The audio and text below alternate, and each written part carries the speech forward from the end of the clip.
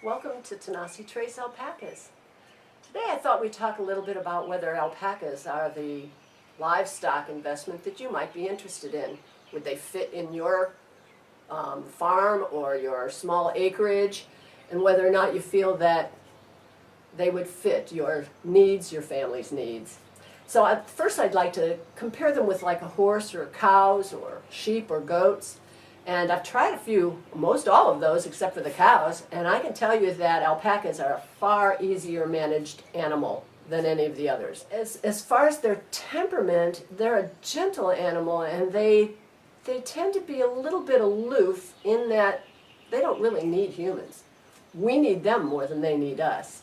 And so they'll come in for grain, and they're inquisitive and interested in what you're doing, but as far as handling them, they're not interested. They don't need us. And so with that, you can go about a lifestyle outside of alpacas and still have them as a livestock that will feed you, but not necessarily one that you have to spend hours each day to be able to maintain. So they're a quiet animal, so if you're in a space that you're close enough to other neighbors that you wouldn't want cows mooing or goats bleating, alpacas for the most part have no sounds at all. Inside the barn they'll hum, out in the fields you don't even hear it. And they're so quiet that you can be working in the barn and turn around and there's a whole group of alpacas looking at you and you didn't even know they came into the barn, which is really sweet.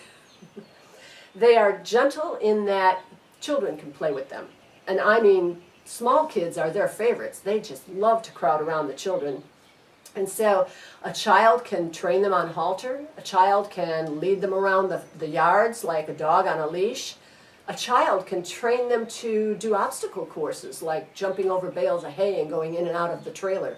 So they can get involved in your farm endeavors with you as a family. Alpacas are gentle animals. They don't damage the earth because they have a paw pad rather than a hoof. And when they graze, they break the grass off cleanly with their bottom teeth, and the grass doesn't get pulled out like it does with sheep or with cows or with horses. And so the pastures stay maintained, and the grasses stay clipped quite nicely with alpacas when they're not overhoused. They also have, how shall I say this? Bathroom habits that are far nicer than most other livestock in that they will use a dung pile rather than scattering throughout the entire pasture.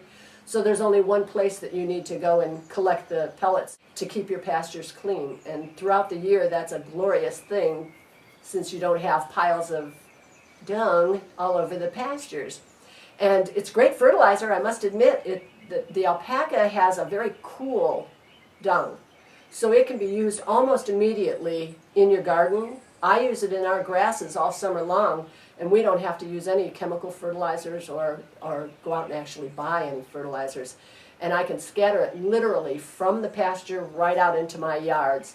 I do advise, though, that if you're going to use alpaca dung, don't use it in your garden because they're eating grass. They pick up the grass seed, and you'll have grass in your garden. I have learned that.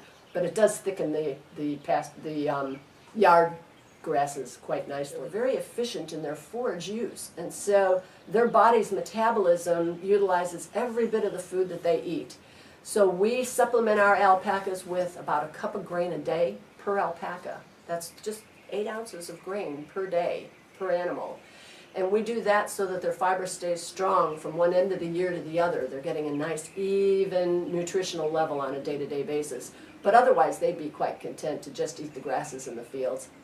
And with that, we don't have a budget that's so expensive to be able to feed an alpaca in comparison to other animals. And they're family friendly. Alpacas and kids get along so well, and what a great way to be able to have a full family farm where everyone is involved. The kids are, they can feed the alpacas, and the alpacas can be halter trained, so the kids have involvement with the day-to-day processes on the farm, and they can go to the shows with the alpacas, and they actually have an obstacle course at most of the shows that if the children are comfortable with it, they can train the animals to go through obstacles and over bales of hay and actually dress them up and dress themselves up in their own costumes. And so that gives the children interaction with both the animals and with shows and with larger than just farm day-to-day activities. Alpacas have an advantage over what I would consider goats or sheep or cows or horses, in that they don't have to be slaughtered and still give you an investment opportunity. Besides actually raising the animals for offspring to sell the offspring, which is lucrative in itself, you can consider that the alpaca lives about 20 years and grows about 5 inches of fiber on their body every year, and that would probably shear off about 5 pounds of fiber. If you're interested in selling upgraded products, then you could have it spun into yarn and sell the yarn. You could have the yarn dyed and sell colored yarn, or you could actually knit or crochet it or have someone do those things into finished products, and again, you're adding on value to each step in this process and make money from it. And you didn't have to slaughter the animal for it, and you got 20 years to do it. So this could be a lifestyle, seriously a lifestyle investment that you don't stop. It will go on as long as you wish it to go on, because the animals will reproduce themselves and reproduce their fiber every year. So if you're considering livestock on your farm, consider the alpaca, because they're gentle animals, they're quiet animals, they're smart, they're easy on your time frame so that you're not working so hard to be able to maintain them. They're efficient in their food use, so you're not spending a whole lot on your budget to be able to keep them. And besides, they'll return your investment over a reasonably short period of time. Come back again another day and we'll talk about what the alpaca's needs are.